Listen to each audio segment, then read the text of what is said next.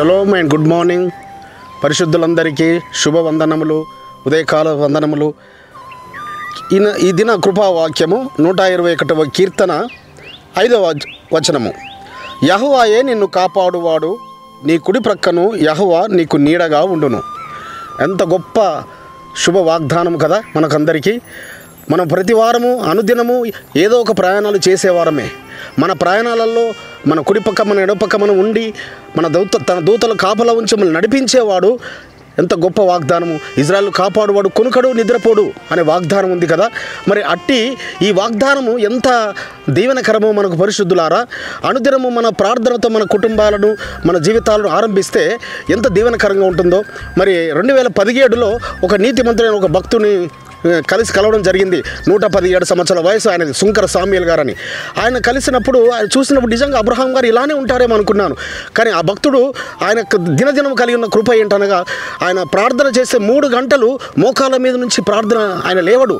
అలా 3 గంటలు దినమునికి ఎన్నో మార్లు ప్రార్థన చేస్తుంటుంటాడు. అయితే ఆయన చెప్పిన ఒక మంచి మాట ఏంటనగా ఆయన బయటకు వెళ్ళే ప్రతి ప్రయాణంలో ఆయన ప్రార్థన చేసుకొని బయటకు వెళ్తాడట. మనం చాలామంది ఆయన యందు విశ్వాసం ఉంచాము, కానీ మనం ప్రార్థన చేసుకొని బయటకు వెళ్ళము.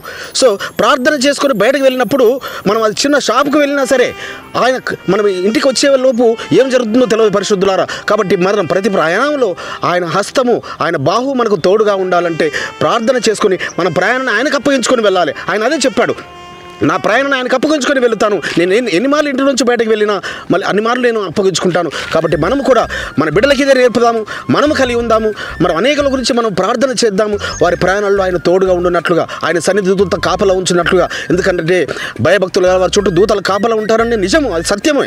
కానీ మన ప్రార్థనతోని మనము ఆయనను మన ప్రయాణాలను ఆయనకు అప్పగించుకోవాలి, ఆయన కృపకు అప్పగించుకోవాలి. అప్పుడు ఆయన దీవెన, ఆయన కాపుదల, ఆయన భద్రత మనకు, మన సంతానం మనకు, మన వారందరికీ ఆయన అనుగ్రహిస్తాడు. ప్రార్థించుకుందాం. పరిశుద్ధుడైన తండ్రి, నాయన అనుదినము మీ కృపలో మమ్మల్ని మీ రెక్కల చాటును భద్రపరిచి మా ముందు వెనకాల కుడిపక్క ఎడమపక్క ఉండి మమ్మల్ని కాపాడేవారు మీరు ఒక్కరేనని మీరు ఈ దినము మాతో మాట్లాడి బలపరిచిన మాటను బట్టి మీకు స్తోత్రములు చెల్లిస్తూ నజరేయుడైన యేషువ నామమున స్తుతించి వేడుకుంటున్నాము పరమ తండ్రి. ఆమేన్. మన పరలోకపు తండ్రి అయిన నజరేయుడైన యేషువ మెస్సయ్య దివ్య సన్నిధి నుంచి శాంతి, సమాధానము, కృప మీకును మీ కుటుంబాలందరికీ తోడయుండి బలపరచునుగాక. ఆమేన్.